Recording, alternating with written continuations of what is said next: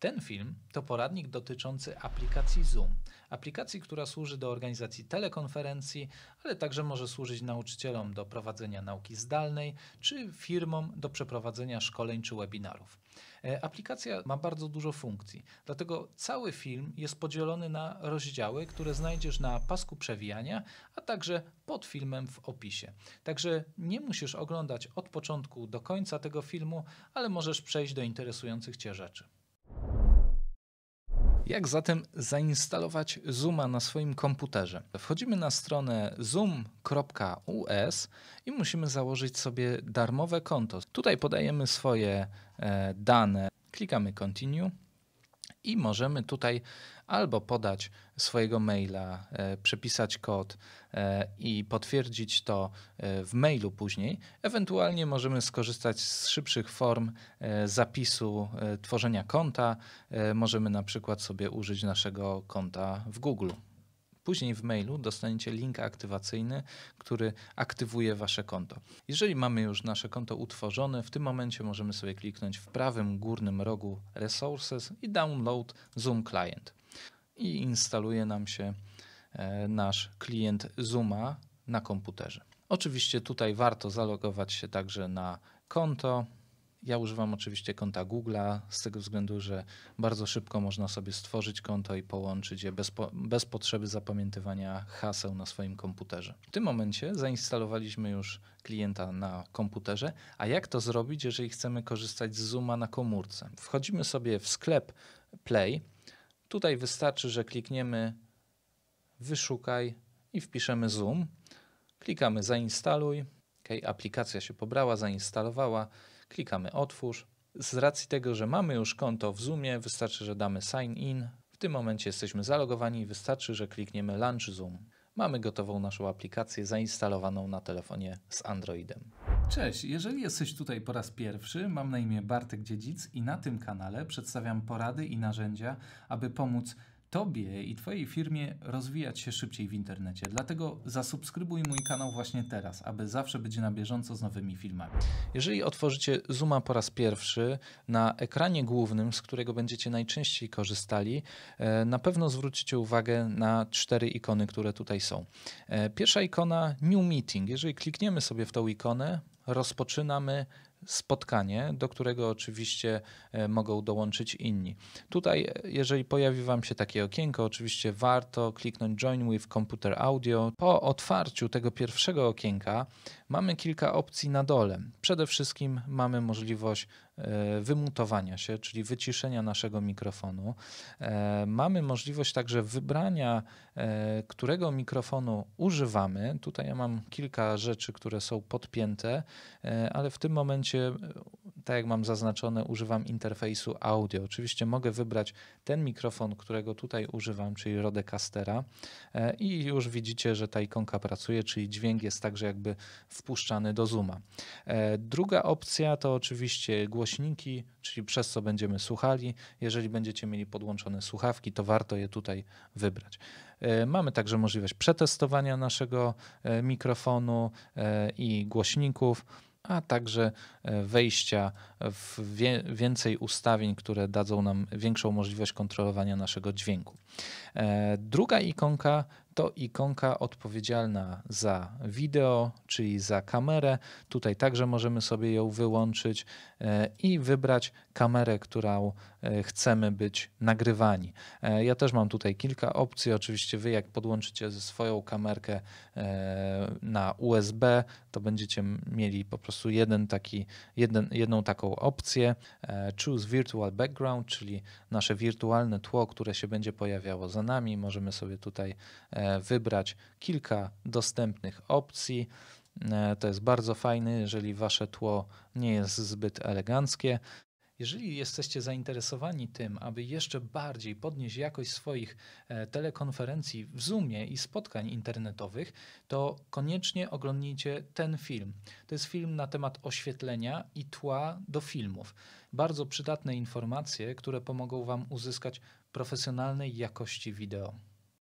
Możemy także wybrać filtr wideo, który jest taką nakładką na to, co wypuszczamy na nasz obraz i oczywiście możemy wejść sobie też w więcej ustawień zaawansowanych odnośnie wideo. Zapraszam Was do obejrzenia także tego filmu, ponieważ w nim tłumaczę, jak tanim kosztem można połączyć profesjonalny aparat do komputera i wykorzystać go jako kamerkę internetową. To pomoże Wam uzyskać bardzo dobrej jakości obraz i dźwięk w swoich telekonferencjach w Zoomie. Trzecia ikonka to ikonka Security. Jeśli tutaj klikniecie, to macie kilka opcji do wyboru i tutaj pierwszą ikonką jest Log Meeting, czyli zamykacie Wasze spotkanie i nikt już nie może dołączyć.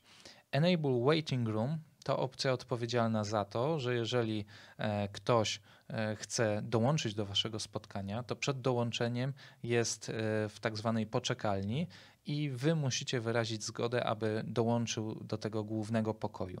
Kolejne opcje dotyczą uczestników naszego spotkania i jeżeli je zaznaczymy, to uczestnicy będą mogli dzielić swoje ekrany, będą mogli rozmawiać na czacie między sobą, będą mogli zmieniać swoje nazwy, a także będą mogli się wymutowywać, jeżeli są wyciszeni. Także to są opcje, które pomogą Wam zapanować nad grupą. A teraz pokażę Wam, w jaki sposób Wasi uczestnicy mogą dostać się na Wasze spotkanie. I wykorzystam do tego mój telefon. Widok z tego telefonu, to co dzieje się na ekranie, widzicie po lewej stronie. Ja w tym momencie dam sobie jako uczestnik tego spotkania, że chcę do niego dołączyć, czyli klikam sobie Join. I w tym momencie pojawia nam się Meeting ID, które muszę podać. To Meeting ID znajdziecie tutaj w lewym górnym rogu w aplikacji Zoom i to są te cyfry, które trzeba tutaj po prostu przepisać, czyli to jest 775 9361 1052. Oczywiście mogę się połączyć jako uczestnik, tak żebyśmy nie mylili imion. Dam sobie Join Meeting i moje spotkanie, które zrobiłem na komputerze, oczywiście ma kod. Ten kod, passcode, jest tutaj podany poniżej i też musimy go sobie przepisać, zwracając uwagę oczywiście na wielkość liter, czyli A duże 6, E V 5P. Klikamy OK i w tym momencie mamy podgląd naszego ekranu. Co jest bardzo fajne, możecie oczywiście włączyć sobie w Zoomie tutaj panel uczestników i popatrzcie, ja będę chciał oczywiście połączyć się z wideo i wyświetla Wam się od razu waiting room, czyli tak zwana poczekalnia, a na telefonie dostajecie informację, że jesteście w poczekalni i tylko jak host zaakceptuje Wasze połączenie, będziecie uczestnikami spotkania. Dajemy admit i nasze spotkanie zaraz się zacznie. OK, w tym momencie widzicie, że ja jestem tutaj na kamerze. To jest widok z mojego telefonu, a to jest tutaj po prawej jest widok, który widzi host spotkania. Oczywiście na komórce macie też masę możliwości nad tym, żeby pewne ustawienia wprowadzić. Możecie oczywiście zamknąć, wyłączyć swoją kamerę i oczywiście możecie połączyć audio, czego teraz nie zrobię, ponieważ będziemy mieli podwójne echo i to nie będzie dobre. Oczywiście możecie się wyciszyć, wystarczy, że przesuniecie ikonkę na lewo i jesteście wyciszeni, wymutowani i także macie wyłączoną kamerę. Teraz omówimy sobie zakładkę uczestnicy, czyli ta zakładka, która jest tutaj na dole, to jest czwarta ikonka. Tutaj po prawej stronie w zakładce Participants macie wypisanych wszystkich uczestników, oczywiście z Wami jako z hostem u góry. Wy jako host możecie się wymutować, czyli wyciszyć. Możecie także zmienić swoją nazwę i edytować swoje zdjęcie profilowe. Poniżej mamy uczestnika i tutaj macie troszkę więcej opcji. Możecie oczywiście włączyć czata i porozmawiać sobie z nim. Tutaj wszystko się pojawia i możecie pisać. Tutaj macie opcję, do kogo piszecie. Albo do uczestnika, albo do wszystkich. Także możecie wyłączyć mu kamerę, możecie zrobić go hostem, jeżeli akurat wy chcielibyście opuścić spotkanie, możecie mianować go hostem i wtedy on ma wszystkie uprawnienia. Możecie zmienić mu nazwę. Możecie oczywiście go wyrzucić do pokoju, do poczekalni i wtedy opuści on główny pokój. Możecie go usunąć albo możecie zaraportować o nim, że nieodpowiednio się zachowuje i tutaj możecie wypisać różne rzeczy. Poniżej oczywiście też macie ikonki do zaproszenia dodatkowych gości. Możecie ich zapraszać używając waszej listy kontaktów. Ewentualnie możecie używać e-maila. Także macie dodatkowe opcje tutaj na dole. To jest prośba, aby wszyscy, którzy są na tym spotkaniu, włączyli swoje mikrofony i wtedy każdy dostaje taką informację, żeby włączył mikrofon. Możecie zaznaczyć drugą opcję, jeżeli chcecie, aby każda osoba, która wchodzi, miała standardowo wyciszony mikrofon. Jest to bardzo dobra opcja, ponieważ niektórzy wchodzą, nie panują nad dźwiękiem i tym samym wchodząc na spotkanie przeszkadzają innym. Oczywiście macie tu opcje bezpieczeństwa, które są zdublowane z tego panelu Security tutaj na dole. Każdy mógł włączać swój mikrofon. Macie także opcję, aby każdy mógł zmieniać swoją nazwę tutaj jako uczestnik.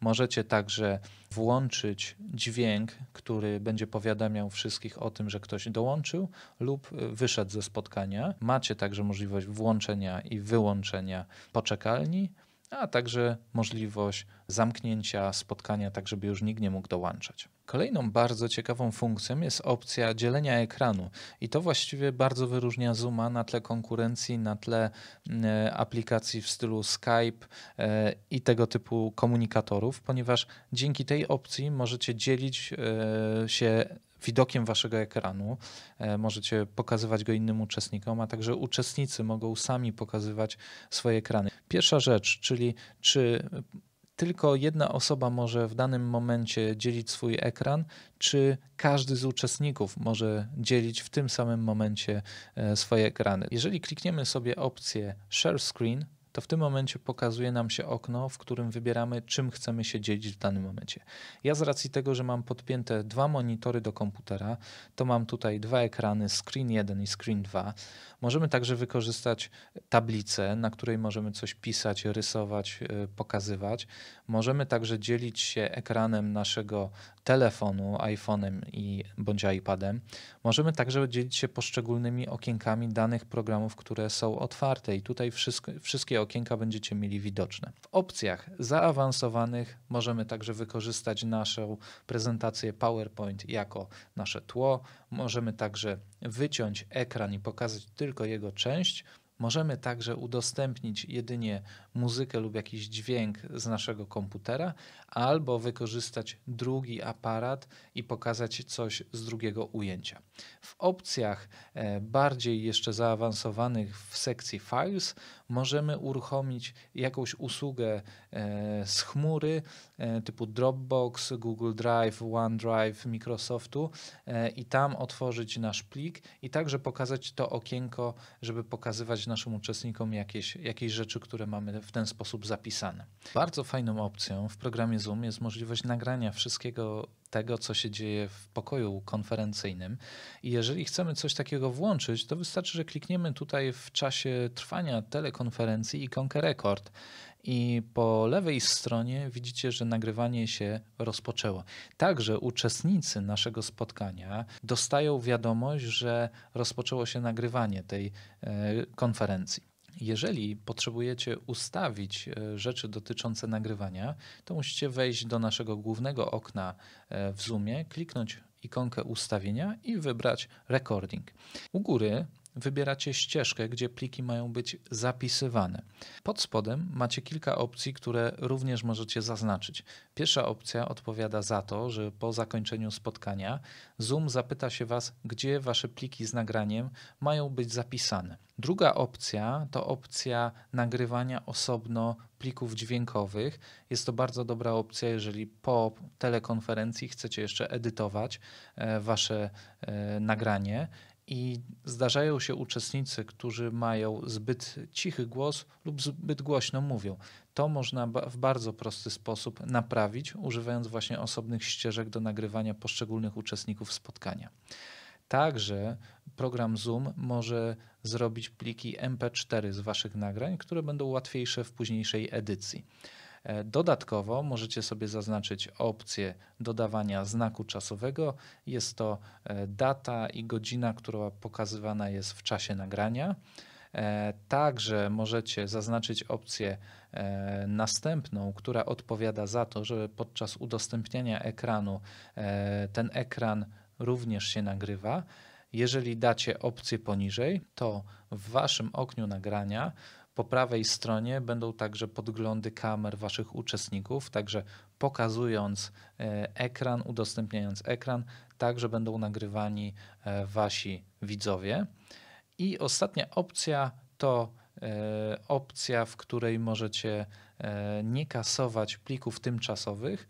Jest to opcja dobra, jeżeli boicie się, że możecie stracić nagranie i polecam, jeżeli spotkanie jest bardzo ważne, to zaznaczyć tę opcję, ponieważ te pliki tymczasowe także zostaną i nie będą usuwane po konwersji do tych plików wyjściowych. Ostatnią opcją w programie Zoom jest możliwość dodawania ikonek. To są ikonki, które są wyświetlane w momencie, kiedy ktoś mówi, a nie chcecie przeszkadzać w spotkaniu. Możecie dodać coś takiego i od razu uczestnicy spotkania widzą Waszą reakcję. W oknie spotkania macie oczywiście możliwość przełączania się między poszczególnymi widokami i tutaj macie 3 opcje, czyli Speaker View, czyli taki widok, jaki Wy widzicie, czyli uczestników macie tutaj w dużym oknie, a Wy jesteście widoczni tutaj u góry. Możecie także przełączyć na widok galerii i w tym momencie wszyscy mają tej samej wielkości okienka, albo możecie przejść w tryb pełnoekranowy i wtedy wszystko to, co tutaj macie ustawione, wyświetla się na pełnym ekranie. Wychodzimy sobie z tego trybu. Oczywiście możecie w każdym momencie skończyć to spotkanie, klikając sobie na dole w prawym dolnym rogu ikonkę End i tutaj macie możliwość jako host zakończenia całego spotkania dla wszystkich albo opuszczenia spotkania jako tylko Wy. Warto wcześniej oczywiście nadać jakiemuś uczestnikowi spotkania rolę hosta i wtedy ta osoba zostaje hostem, a Wy spokojnie możecie opuścić spotkanie. Jeżeli chcielibyście dołączyć do jakiegoś spotkania lub telekonferencji, to na głównym ekranie musicie kliknąć ikonkę Join. W tym momencie program poprosi Was o podanie indywidualnego numeru ID Waszego spotkania, do którego chcielibyście dołączyć, o podanie swojego imienia, pod jakim chcecie być wyświetlani i macie 2 opcje pod spodem. Do not connect to audio, czyli w momencie, kiedy połączycie się, Wasze audio nie będzie włączone. I druga opcja Turn off my video, czyli połączcie się z tym pokojem bez włączonej kamery. Jeżeli te opcje wypełnicie, to wystarczy kliknąć przycisk Join i będziecie połączeni z Waszym pokojem. ID powinniście dostać od osoby, która organizuje to spotkanie. ID Waszego spotkania jest ustalane przez organizatora. I albo to ID może być numerem, który jest przypisany do każdego konta, jest to indywidualny numer, albo może być wygenerowany automatycznie w momencie, kiedy ustalacie to spotkanie. Trzecią rzeczą, którą można zrobić w Zoomie, jest zorganizowanie i zaplanowanie swojego spotkania. Mamy ikonkę Schedule, jeżeli w nią klikniemy, mamy kilka rzeczy, które musimy uzupełnić. Pierwsze co, musimy nadać nazwę spotkania. Mamy określoną datę, kiedy ma się odbyć to spotkanie i tutaj możemy sobie wybrać z kalendarza dzień i godzinę, o której to spotkanie będzie się zaczynało oraz możemy nadać mu odpowiedni czas.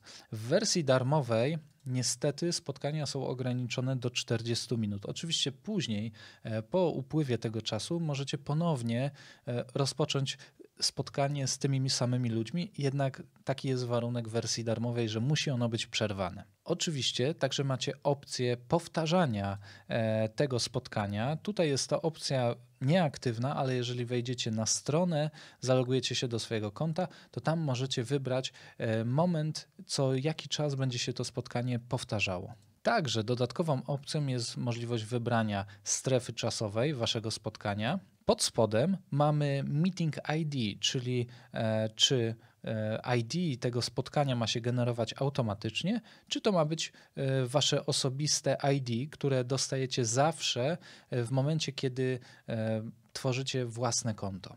Dodatkowo, aby zabezpieczyć waszą telekonferencję, możecie ustalić hasło, które musi podać osoba logująca się do waszego pokoju, a także możecie założyć poczekalnię, czyli pokój, do którego trafiają wszyscy uczestnicy, którzy się połączyli, a następnie muszą od was jako od admina, jako od hosta dostać zgodę na to, żeby się połączyć z głównym pokojem, gdzie trwa właśnie telekonferencja.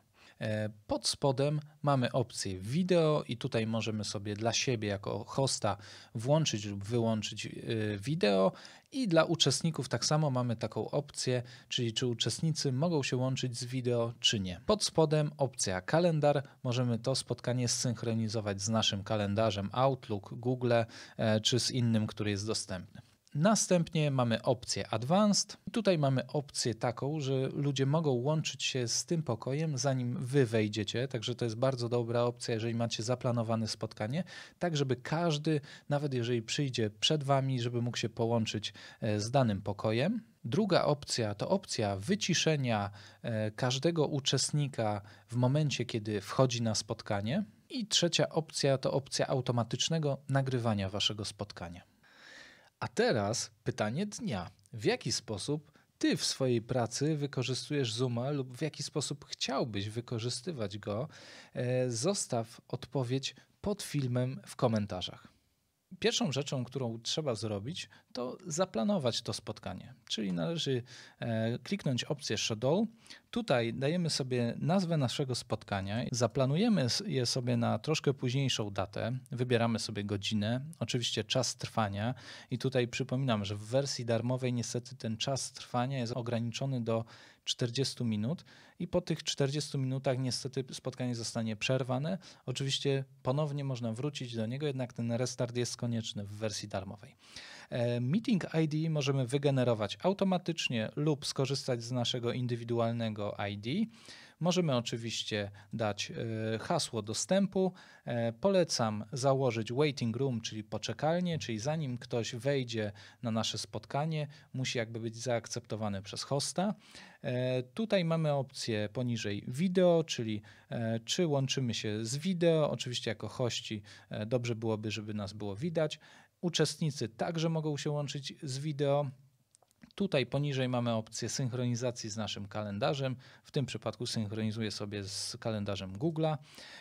Opcje zaawansowane, czyli możemy pozwolić uczestnikom łączyć się przed naszym przyjściem z naszym pokojem. W czasie, kiedy osoby wchodzą do pokoju tego głównego, dobrze byłoby, żeby były wymutowane, żeby nie było nagle jakiegoś zgrzytu, że ktoś wszedł i przerwał spotkanie, które już trwa. I trzecia opcja, której ja nie zaznaczam, to jest automatyczne nagrywanie naszego spotkania. To nie jest opcja konieczna, można to sobie włączyć, żeby po prostu nie zapomnieć. Dajemy sobie opcję Save. I w tym momencie nasze spotkanie już jest utworzone. Zatem jak teraz wysłać zaproszenia na to spotkanie? A więc wchodzimy sobie na górze w ikonkę Meetings i tutaj mamy nasze spotkanie numer 1. W tym miejscu jesteśmy w spotkaniu numer 1. Możemy sobie podglądnąć oczywiście nasze zaproszenie. Mamy temat spotkania, datę i godzinę spotkania. Mamy linka, który bezpośrednio będzie prowadził do tego spotkania. Ewentualnie osoba, która ma już zainstalowanego Zooma, może skorzystać z Meeting ID, które znajduje się tutaj pod spodem oraz ma hasło dostępowe, które w każdym przypadku będzie potrzebne. Czy skorzysta z tego linka, czy będzie łączyło się przez Meeting ID, to musi mieć ten nasz passcode, czyli nasze hasło. I tą informację możemy sobie skopiować do naszego maila i rozesłać na przykład poprzez maila czy poprzez jakiś inny komunikator do zainteresowanych osób. Możemy także edytować nasze spotkanie, gdybyśmy potrzebowali wprowadzić jakieś zmiany, możemy wrócić do powtórnej edycji tego wydarzenia. Teraz pokażę Wam, jak podzielić uczestników telekonferencji na tak zwane breakout rooms, czyli pokoje, w których mogą działać w podgrupach. Jest to bardzo użyteczna funkcja, ponieważ nauczyciele mogą dzielić uczniów na mniejsze grupy, które pracują nad jakimiś zadaniami. I w tym momencie wystarczy, że wejdziemy sobie w kółko zębate. Tutaj musimy kliknąć View More Settings. Przechodzimy na stronę Zooma. I w tym okienku Settings musimy kliknąć In Meeting Advanced Settings. Tutaj mamy opcję Breakout Room. Oczywiście zaznaczamy ją. Dajemy też możliwość, aby uczestnicy mogli być przypisani do tych pokoi w momencie trwania telekonferencji, a także przed telekonferencją, czyli możemy sobie tworzyć te pokoje jeszcze przed. Także to jest bardzo fajna funkcja. Możemy sobie zamknąć i wrócić do naszego okienka Zoom.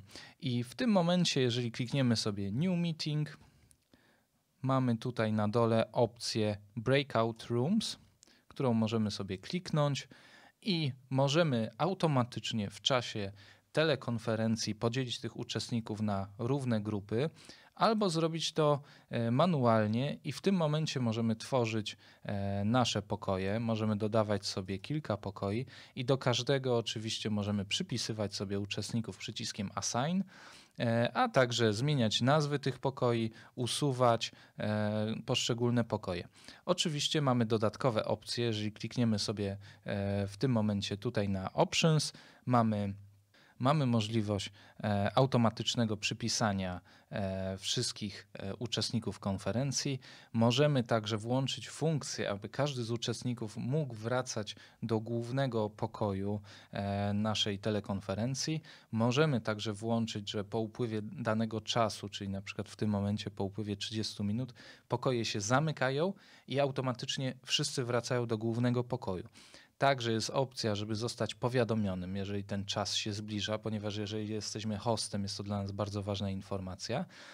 Możemy także dać informację uczestnikom pokoi, że czas dobiega końca i w momencie, kiedy została minuta, zostaje włączone odliczanie, które widzą wszyscy uczestnicy. Jeżeli mamy przypisanych uczestników do każdego z pokoi, możemy kliknąć sobie Open All Rooms i każdy z uczestników zostanie przekierowany do swojego pokoju. Także ta opcja jest bardzo fajna, ponieważ w każdym momencie możemy zamknąć sobie te pokoje. Tutaj wtedy pojawia się przycisk Close All Rooms i uczestnicy wracają do naszego głównego pokoju. Oczywiście nie trzeba robić tego dzielenia na pokoje w czasie trwania telekonferencji. Można to zrobić jeszcze wcześniej. Aby to zrobić, musimy wejść sobie na stronę zoom.us do naszego konta. A więc wracamy na stronę Zoom US. Wchodzimy sobie oczywiście w ustawienia, View More Settings. Zostajemy przekierowani na naszą stronę i tutaj wystarczy, że jeżeli planujemy takie spotkanie, mamy na dole Meeting Options i Breakout Rooms Pre-Assign, czyli zapisz uczestników jeszcze przed rozpoczęciem telekonferencji do pokoi. I możemy to zrobić na kilka sposobów. Możemy oczywiście manualnie dodawać sobie pokoje, tworzyć dowolną ilość pokoi i przypisywać uczestników manualnie, ale możemy to także w bardzo fajny sposób zrobić poprzez zaimportowanie pliku CSV. Oczywiście nie musicie wiedzieć, jak ten plik CSV wygląda, wystarczy, że ściągniecie sobie templatę. I ta templata to tak naprawdę plik excelowski i wystarczy, że będziecie dopisywali zgodnie z tym szablonem tutaj uczestników do każdego pokoju. Później taki plik wystarczy, że zaimportujecie do Zooma i macie gotowych uczestników. Zobaczcie, test 6, test 5. Warto w Zoomie korzystać także ze skrótów klawiaturowych, które ułatwiają przełączanie się między poszczególnymi funkcjami programu. Pierwszy skrót klawiaturowy to spacja, której możecie używać do tymczasowego włączenia mikrofonu, gdy chcecie coś tylko na chwilę powiedzieć. I ta opcja jest aktywna w momencie, kiedy macie wyciszony mikrofon i na chwilę tylko klikacie spację i w tym momencie chwilowo macie włączony swój mikrofon. Jeżeli puścicie spację, to mikrofon się już wyłącza. Jeżeli tą opcję macie wyłączoną lub Wam nie działa, wystarczy, że wejdziecie w ustawienia i w audio i tutaj macie Press and hold space key to temporarily unmute yourself. Jeżeli ta opcja jest zaznaczona, to spacja będzie działała. Alt U włączamy i wyłączamy okno uczestników spotkania. Alt H włączamy okno widoku czata. Alt S pokazuje nam opcję dzielenia ekranu. Alt R włączamy lub wyłączamy funkcję nagrywania. Skrótem Alt możemy ukrywać lub pokazywać pasek narzędziowy. Skrótem klawiaturowym Alt-A możemy wyciszać lub włączać nasz mikrofon. Skrótem klawiaturowym Alt-V możemy włączać lub wyłączać nasz obraz z kamery. Skrótem klawiaturowym Alt-M możemy wszystkich wyciszyć. Skrótem klawiaturowym Ctrl-Tab możemy się przełączać między 4 ikonkami, które są na górze, czyli Home, Chat, Spotkanie i Kontakty. Oczywiście wszystkie skróty klawiaturowe możecie ustawić indywidualnie według własnych potrzeb, a także podglądnąć, jakie te skróty są. Wystarczy, że wejdziecie w ustawienia i znajdziecie panel Keyboard Shortcuts. Tutaj macie wszystkie skróty, które możecie dowolnie zmieniać. Oczywiście możecie też włączyć opcję Enable Global Shortcut, która oznacza to, że nawet jeżeli Zoom nie jest aktywny, to te skróty będą działały i będą aktywne. A teraz koniecznie obejrzyj ten film, który Ci się pokazał, bo dzięki niemu będziesz mógł jeszcze lepiej rozwijać siebie i swoją firmę w internecie.